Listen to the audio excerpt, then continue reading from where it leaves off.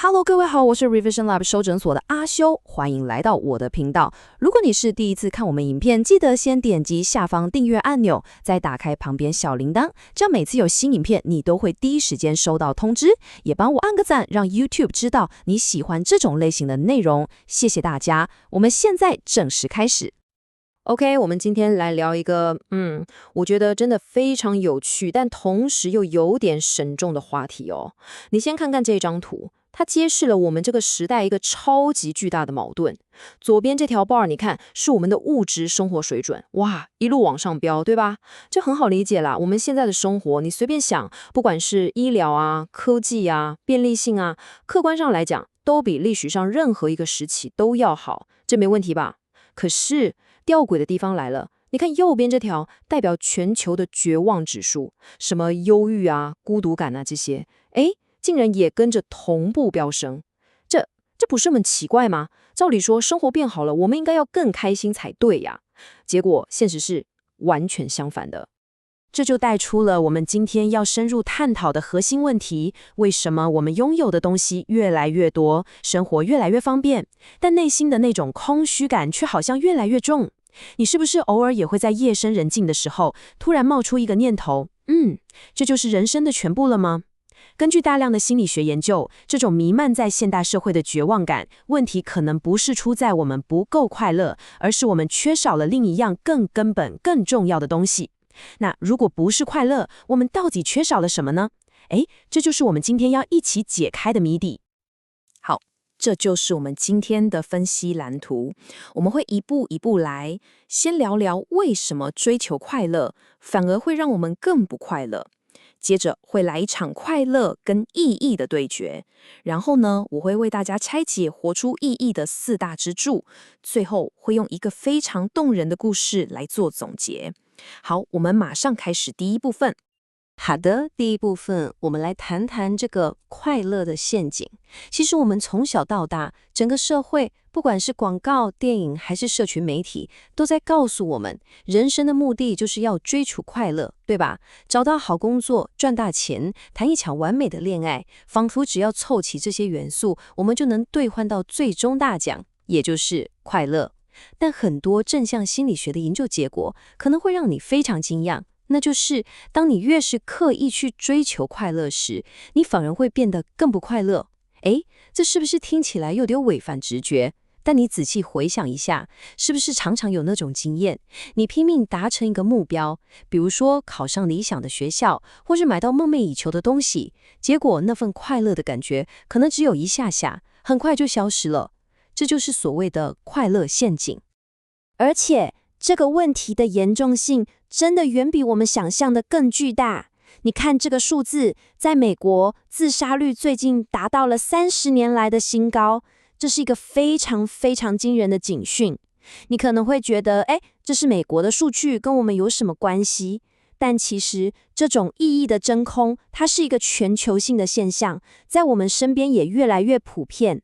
这也再次证明，我们这个时代的根本问题，可能不是缺乏快乐，而是缺乏了另一样东西，也就是我们今天的主题——意义感。你想想看，当一个人失去了活下去的意义，再多的短暂快乐，都像是烟火一样，虽然很绚烂，但留不住。所以，重点来了，或许我们一直以来都设错了吧？我们的人生目标或许根本就不该是追求快乐，而是应该转向活出意义。这2个词，快乐、意义，听起来很像，对吧？好像是同义词，但它们的本质其实有天壤之别。接下来，我们就来好好的拆解一下这2个词到底差在哪里。简单来说，你可以把快乐想象成，吃一块很好吃的蛋糕，哇，当下那个感觉超棒的，对不对？它是一种情绪状态，它的本质是向内索取，就是满足自己的欲望。但问题是，蛋糕吃完了，那个感觉也就咻一下就过去了，来得快，去得也快。可是意义完全不一样，它不是那块蛋糕，它是你家的地基，是一块很稳固的基石。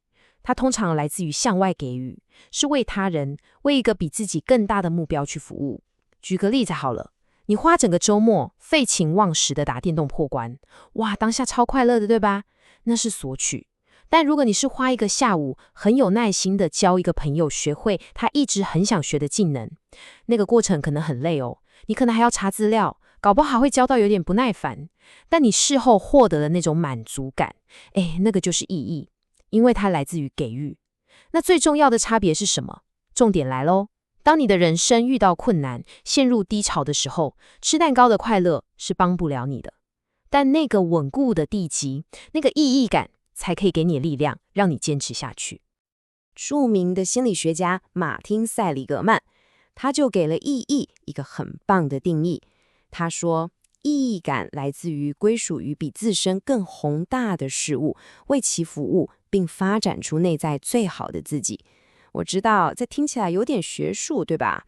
我帮大家翻译一下，简单来说，就是找到一件比自己爽不爽更重要的事情去做，并且在做的过程中，让自己变成一个更好的人。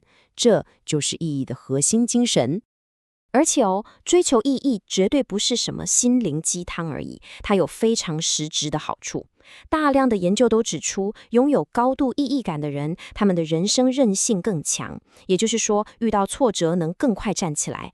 他们在学业和工作上的表现也通常更好，因为他们有内在的驱动力，不是为了薪水或名声才做。那最惊人的是什么？是他们甚至活得更久。对，你没听错，活出意义真的可以让你活得更长寿。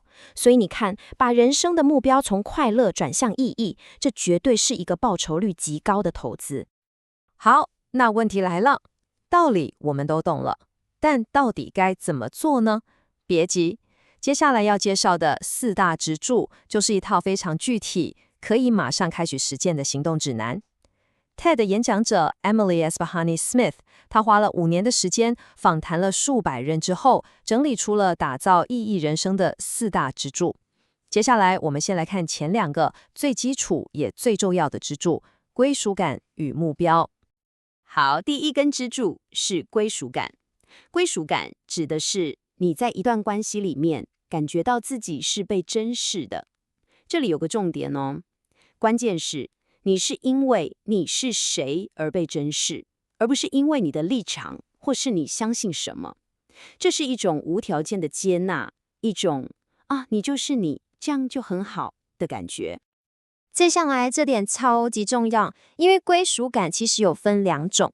第一种叫做廉价的归属感，它的基础是建立在共同的敌人之上，比如说我们都讨厌某个政治人物或某个网红，所以我们是同一国的。这种廉价的归属感其实在网络上超常见的，对吧？大家因为骂同一个政策而聚在一起，但那种连结其实很脆弱也很危险，因为一旦共同的敌人消失了，这个群体可能就瓦解了。而另一种是真实的归属感，它源自于爱，它不是什么伟大的概念，而是存在于人与人之间每一个微小的真诚的互动之中。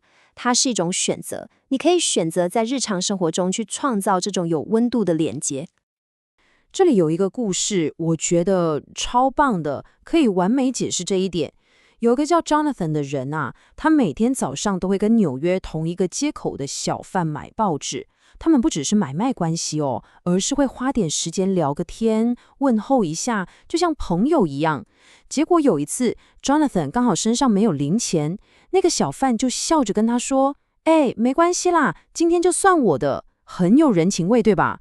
但是Jonathan 是一个很坚持的人，他觉得这样不行，就跑去旁边的店里随便买了个东西，就为了把大钞换开，然后再跑回来把那个报纸钱硬是塞给了小贩。结果呢，那个小贩收下钱的时候表情是很受伤的。为什么？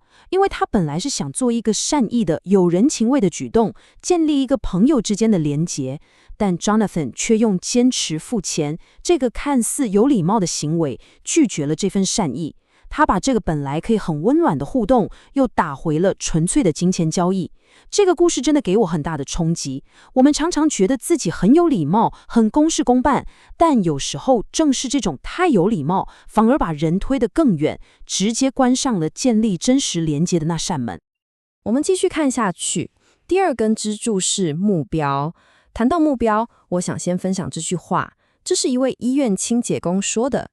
有人问他：“你的工作内容是什么？”他回答：“我的目标是治愈病人。”你听，多么 powerful 的一句话！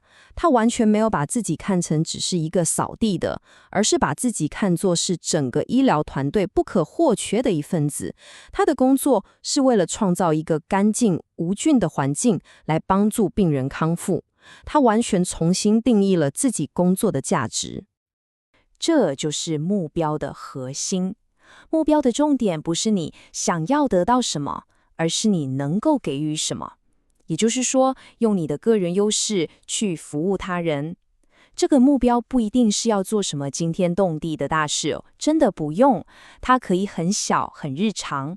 比如，很多父母的目标就是好好的把孩子养大，这就是一个非常有意义的目标。或者你的目标是每天为家人做一顿健康的晚餐，或是定期去当志工陪伴流浪动物。只要你觉得这件事有价值，能让你贡献自己的力量，它就是一个有意义的目标。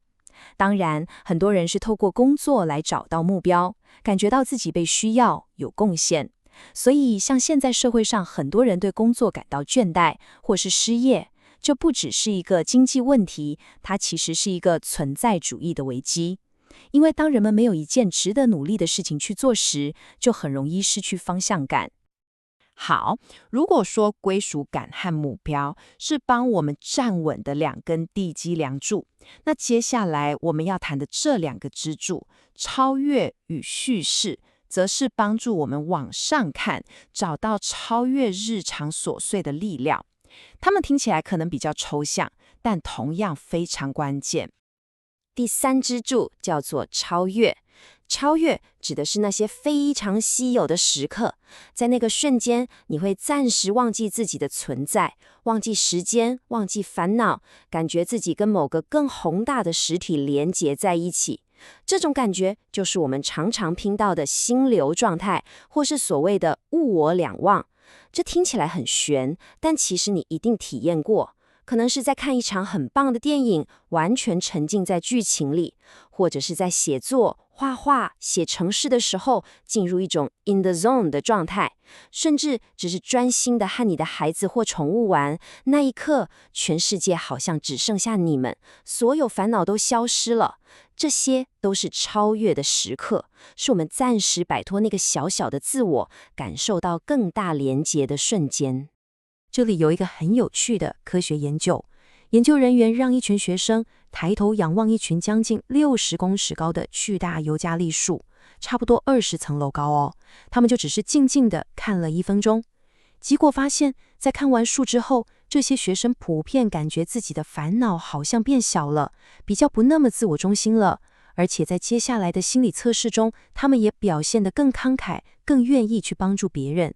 这就证明了，当我们接触到像大自然这样壮阔、令人敬畏的事物时，那种超越感会缩小我们的自我，进而提升我们的意义感。所以啦，下次你觉得心情烦闷，被自己的小事困住的时候，不妨去看看海，爬爬山，去接触一下那是比我们巨大、比我们永恒很多的东西。那种感觉真的会帮你把视野拉开。OK， 最后一个，也是我觉得最强大、最能彻底改变人生的一个支柱，就是叙事。叙事就是你告诉自己的关于你自己人生的那个故事。我们的人生其实并不是一连串客观事件的列表，而是我们如何去诠释这些事件。重点来了，我们常常会忘记自己才是这个故事的作者，我们是有权利去编辑、去改写我们自己的故事的。这里有个非常震撼的真实案例，有个年轻人叫 Emeka， 他原本是个前途一片光明的美式足球员，但在一次比赛中受了重伤，导致瘫痪。一开始，他告诉自己的故事版本是这样：我的人生原本超棒，我是个球员，但现在你看我全毁了。这就是典型的受害者叙事，而抱持这种叙事的人通常会更焦虑、更忧郁。但过了段时间，艾米卡开始讲一个完全不同的故事。他的新版本是：受伤前，我的人生其实没有目标，整天跑趴，是一个很自私的人。但这次受伤反而让我意识到，我可以成为一个更好的人。你看，这就是叙事的力量。他的身体状况没有改变，但他看待这件事的故事改变了，他的人生轨迹就跟着改变了。他从一个悲剧的主角变成了一个英雄。他后来开始去辅导青少年，并且从中找到了他新的人生目标，服务他人。心理学家 Dan McAdams 就把这种故事称为救赎叙事。他的核心精神是，人生中发生的坏事最终被好事所救赎，并且从中带来了成长与智慧。这里我要特别强调一下，救赎叙事不是叫你假装没痛苦过，也不是硬要说坏事是好事，那样太阿 Q 了。相反的，他承认痛苦的存在，但选择从痛苦中找出意义和成长的契机。这是一种更高层次的智慧，也是一个我们可以透过自我反思慢慢练习的能力。好，简单整理一下刚刚的内容，我们介绍了意义人生的4大支柱：归属感、目标、超越，还有叙事。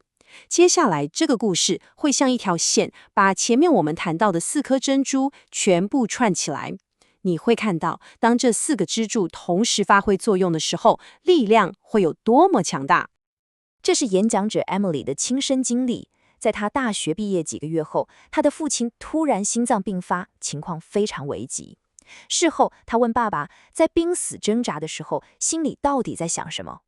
他父亲说，他脑中唯一的念头就是我必须活下去，为了我的孩子们。你看，这就是归属感和目标的力量。他身为父亲的角色，他对家庭的归属感给了他奋斗下去的理由。更有趣的是，当他被推进手术室麻醉时，他没有从10开始倒数，而是在心中像念咒语一样，不断重复着他2个孩子的名字。这就是一种超越体验，让他专注，给他力量。最后，这整段惊险的经历就成为了他告诉自己的叙事。他之所以能活下来，就是因为这4大支柱的力量在支撑着他。这个故事完美地展示了意义，它不是来自于某一件惊天动地的大事，而是由这4个支柱在我们的日常生活中共同建构起来的。快乐会来来去去，但当你的人生一帆风顺，或是跌到谷底的时候，意义才是那个能让你稳稳站住，让你能够坚持下去的东西。所以最后，我想把这个问题留给你思考一下，在你的人生中，你的4大支柱分别是什么呢？总结一下今天的重点：第一，我们这个时代面临一个矛盾，就是物质越丰富，内心却越空虚，而盲目追求快乐，反而会让我们更不快乐。第二，我们真正该追求的，不是转瞬即逝的快乐，而是稳定持久的意义。第三，建立人生意义有4大支柱可以依循，分别是建立真实连结的归属感，找到贡献方向的目标，体验心流与敬畏的超越，以及重新诠释自我人生的叙事能力。今天的内容就到这边，如果你觉得这集有帮助，记得马上点赞加订阅加开启小铃铛，我们正在冲订阅，需要你的支持。我是阿修，我们下次见，拜拜。